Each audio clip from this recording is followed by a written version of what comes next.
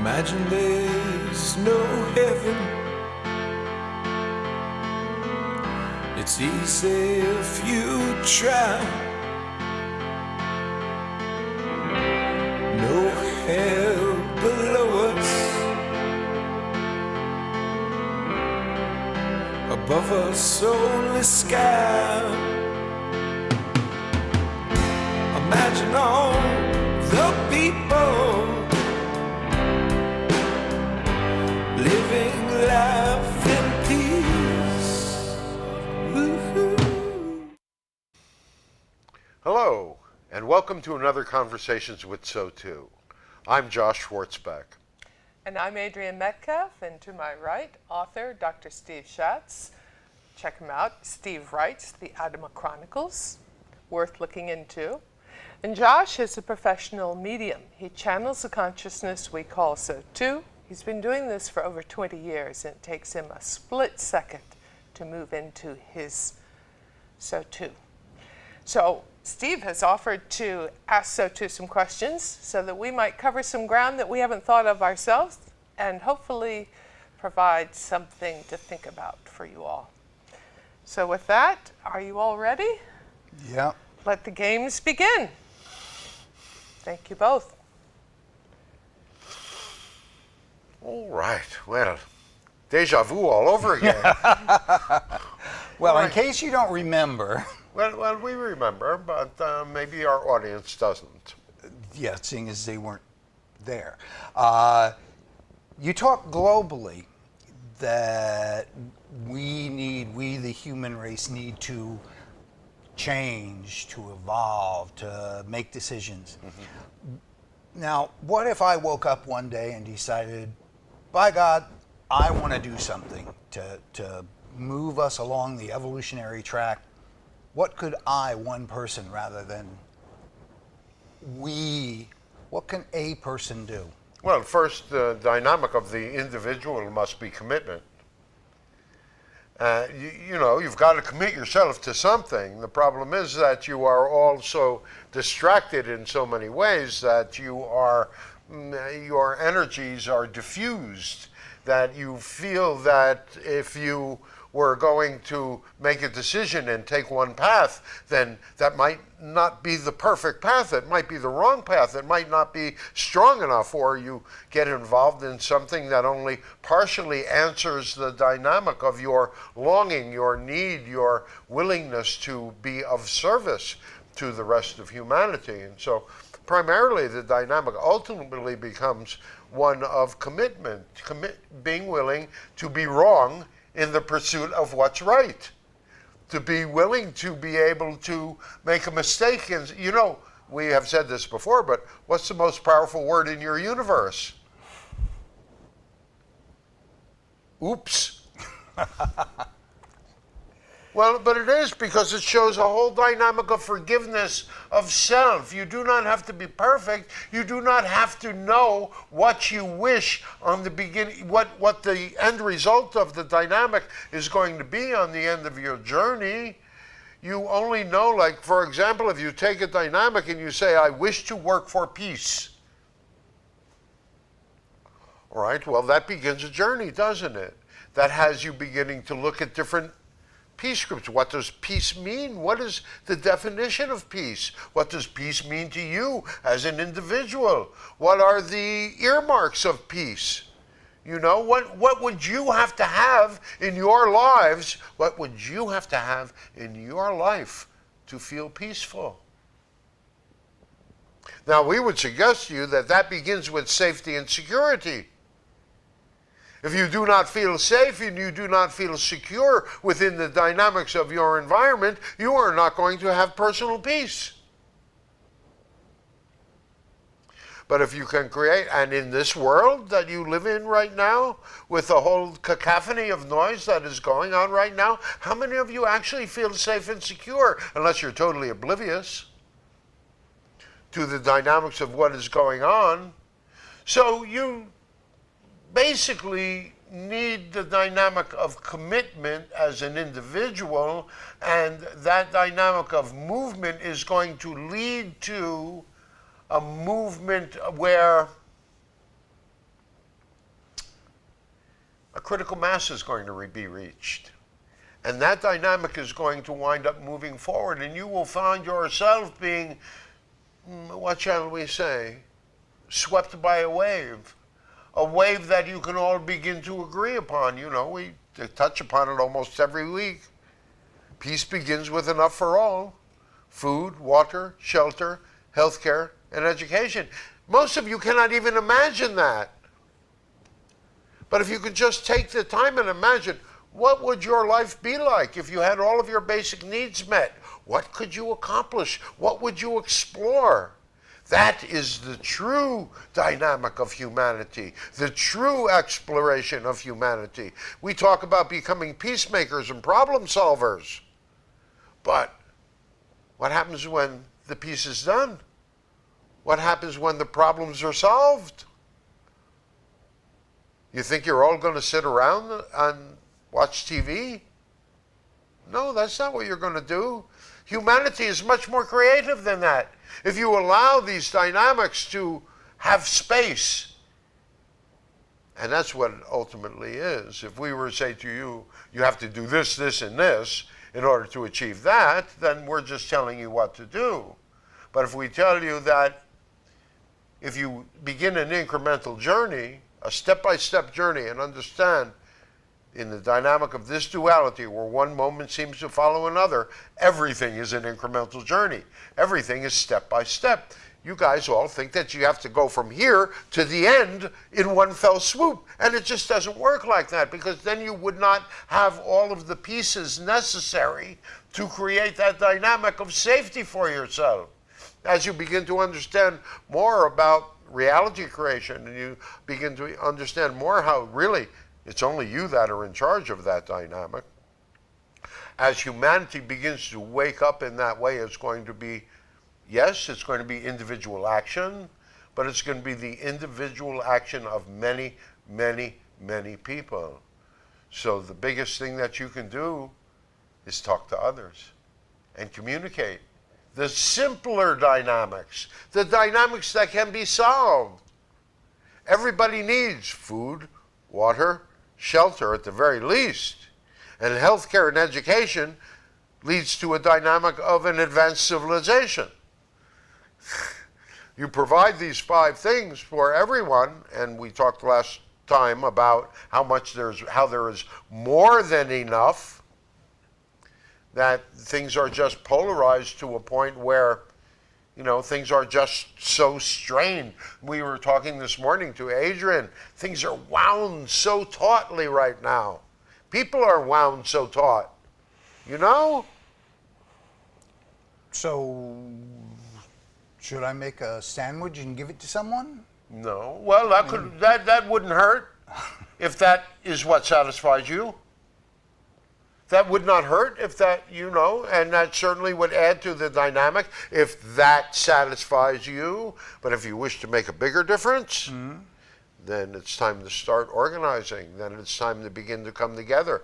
Then it's time to begin to try to get people in agreement with a common goal Of? peace. Peace. Because what can you create from here? In the dynamic of where you are right now, you are so many of you, if you're reacting from fear, if you are on one polarized position or the other, you're in your reptilian brains. And you might want to look that up. Your reptilian brain, which only knows fight or flight, and variations of that dynamic. When I look at accumulations of news headlines, they seem to be, here's your daily fear message. But that's not absolutely really true. News even, you know, a child dies of a tick bite. That made, you know, a major... If it bleeds, it leads. That's right. And so my response is I tend not to look at the news very much. Right, but what else do you do? So the negativity is not motivating you. What is motivating you in a positive sense? Oh, my life, I'm so happy, I'm so this, I'm so that, or I have so many problems, I have so that, your lives get in the way. You live in a paradigm that, you really have to compete with each other in a great many ways in order to not survive, but in order to get along. You live in a very complicated sort of society that demands competition at so many different levels. Now, some of you would say without competition, there will not be any movement forward, but what happens when competition is replaced with passion and creativity? Because that's why I write. Well, but that's why many people do take the creative dynamic in that sort of way. Absolutely correct. I think along with fear, it seems, what's your take on money as a driver? It certainly seems to be a large driver, at least in this country, but in many countries too. Yeah, it comes from one simple belief. Which is? There's not enough. There's not enough. And that has become an obsession.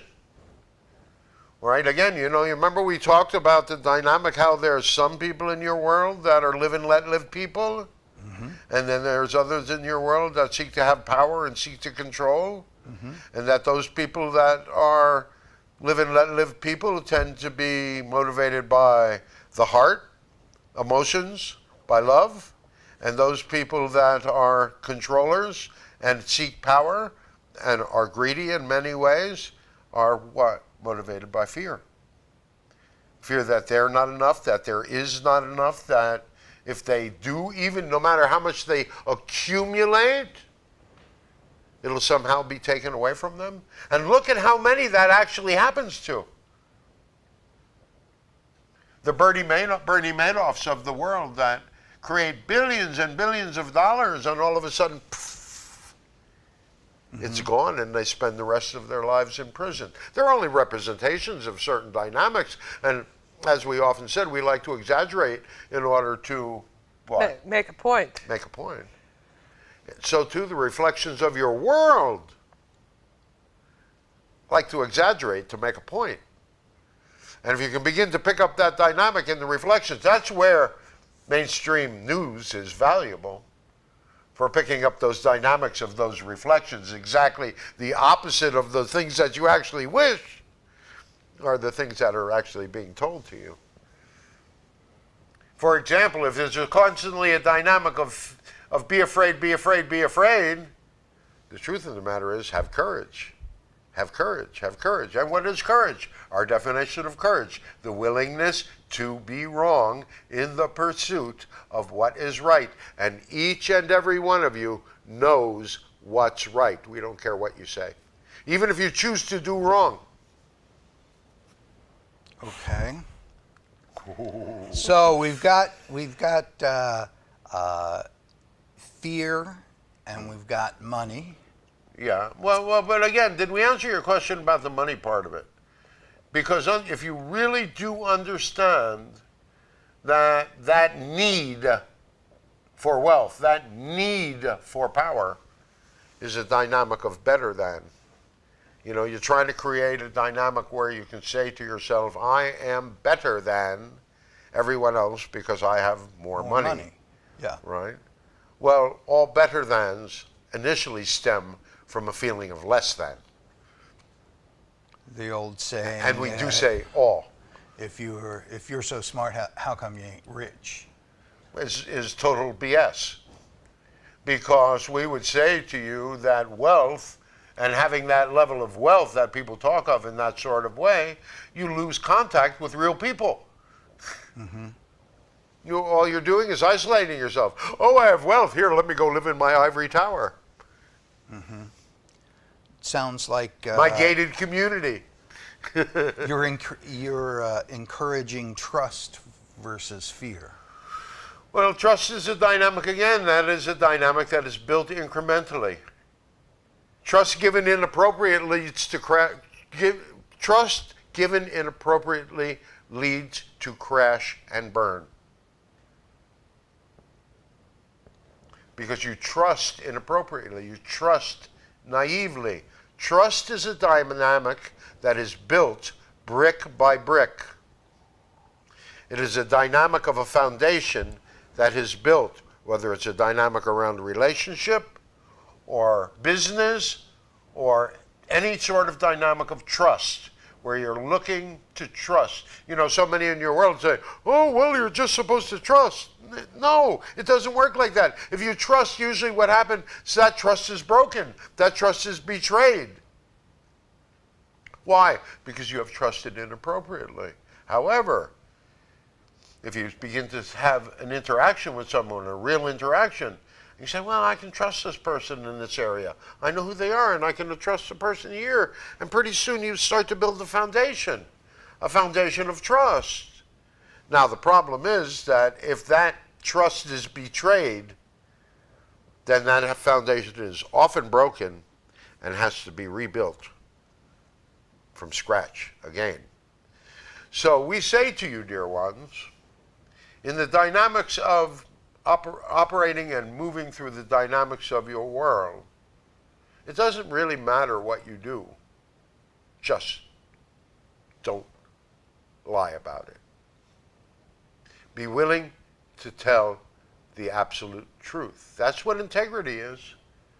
The willingness to tell the truth. So there is so much the dynamics of betrayal. There are so many of the dynamics of abandonment. And if you understood that most of that comes from trusting inappropriately. Okay, so if we can't rely on money as the goal, and we can't rely on trust as the goal,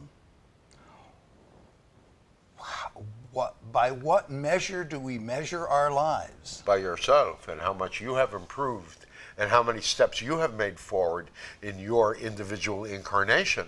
Because isn't that the purpose? Isn't that what soul's journey is? How much has been learned? Yes, how much you've learned. Are you the same person that you were 5 years ago when we met you? No. You are not. Less You have hair. And so much more. And so much more. It was a nice try. Yeah. But the truth of the matter is, look at the strides that each of you have made in your lives. Look at your journey. You know, there are pieces of you that would have you forget. Mm-hmm.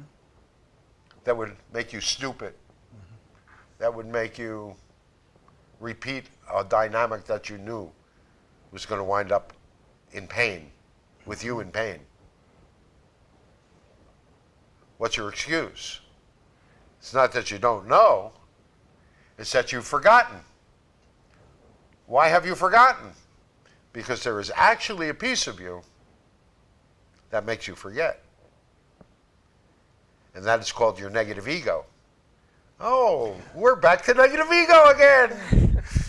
Tell us about negative ego. Yes, we would like to tell you about negative ego. I don't think we've actually gotten to negative ego on We these haven't, interviews. because it is a dynamic that, in order to understand the dynamic of negative ego, you have to understand that it comes from the dynamic of separation, of the dynamic of moving from a collective consciousness that you were in the garden experience. Those of you that agree with that dynamic, we put the dynamic forward as the journey through Genesis, let us say, and the Bible in that sort of way is a metaphor. It is a metaphor for the growth of humanity from the movement of the collective consciousness, the collective awareness, which was the garden experience, where you could collectively manifest simply by being one with nature, and nature being one with you. In other words, fruit would appear on the trees in certain... Well, that was partly a dynamic of your knowing and your will and your hunger and your desires and all of that, as well as in conjunction with, in cooperation with Mother Earth. And so it was collective consciousness in its truest form. And we have often said if we took you back into meditation of that time, you would think it was cool for about 30 seconds until you realized there was no sense of individuality. There was no sense of I. There was only the dynamic of we. In other words, individual choice other than bodily function was really kind of out the window, right? But in the dynamic of the movement into individuation, the movement into individuality, and look at the metaphor of Adam and Eve and the snake. Okay, the feminine, who is generally, if you look at the feminine and the masculine, the feminine aspect of self is generally the side that is more curious, that is more creative, that wishes to grow a little bit more. No matter how much love you have, you always wish to have just a little bit more. Well, that's very much the dynamic of the feminine dynamic within the dynamic of self. And, you know, understand you all have masculine and feminine, right? But the dynamic of the masculine in that sort of way is more to manifest, more of a passive dynamic. It's like the feminine part of self comes up with the ideas and the masculine part of self manifests those ideas. So, you have a situation, if you look at it on a species-wide level, where an example of individuation came in to your experience as a group, and suddenly, because of collective consciousness, you all had that experience of individuation. And as you had that, you wish to have a lot more. Because imagine, and what is the metaphor? Adam, Eve, and the snake. Adam, the masculine, who was led to the tree of what? Knowledge. The tree of knowledge by the feminine, by the creative, right? And the snake, could it be possible that a reptilian from another place came to Earth and all of a sudden you had an experience of individuation? Could it be as simple as that? And what was the knowledge gained when Adam and Eve ate from the apple? They're naked. They were naked in the sight of God, which means what? They suddenly realized that they were individuals. And that's the metaphor. That's the metaphor. It gives you the whole dynamic of movement. It took thousands of years. But it is a metaphor for that dynamic of movement. That is how oral tradition, you know, we talked a bit about oral tradition, and when you write it down, all of a sudden it becomes dogma. Mm-hmm. You know, but in the dynamic of something like this, the understanding of it, understanding that it's part of the dynamic of the natural movement. Now, it is, and we'll go into the rest of it in the second half of the show, because we're down to 4 minutes already. Right. But and to talk more about negative ego, but it is that moment of separation, that moment of the loss of the collective awareness and the safety and security that came with that, that led to the dynamic of negative ego. That piece of self that is so terrified, feels so on its own that it does not wish to grow. And in a few minutes, or for some of you a week, we'll go into the dynamics of the aspects of negative ego and how it will always lead you to a repetition of that negative dynamic, that negative reinforcement that we talked about in the last show. But that growth, that gaining of the knowledge, yes, that's not a negative thing. That's a growth of the species. Right. Yes. It is not negative. Do not judge growth. We are not. This is why you aiming to go back. No, you're not. Your consciousness is wishing to expand, wishing to grow, wishing to be more. Okay. You know, just as each of you wishes to be more, so does consciousness wish to be more. You are just a reflection of that collective desire. But being more meant that you had to break out of the dynamic of collective awareness to move through where you had a collective relationship with all that is, all right, to one of individuation, where you have now developed an individual relationship, some of you, with all that is. Okay, I have a quickie, I hope. It better be, because we're running out of time. But in the news lately, Yes. there have been hate-taking substance. People actually killing people based on politics. Comment? Other than that's not good? You create your reality. You know, what do you expect? You know, in the dynamic of here is, you know, this one has been following the whole dynamic, so we are absolutely aware of it. You create your reality through your thought, your word, and your feelings. Look at the dynamic collectively and what's happening with your politicians and all of that stuff. It was going to happen sooner or later. And so now they're all terrified, aren't they? Ah! Oh, we're going to all go unity now. Unity! If it wasn't TV, we'd do the magical metaphysical movement. All right. I have a minute and a half left. And you can write us at ejamagic@gmail.com, and we will tell you what that means. All right. EJA? EJA Magic. EJA Magic.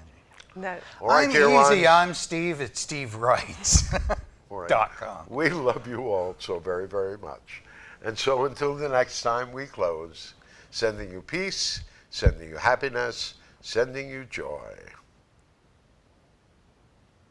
You may say I'm a dreamer, but I'm not the only one. I hope someday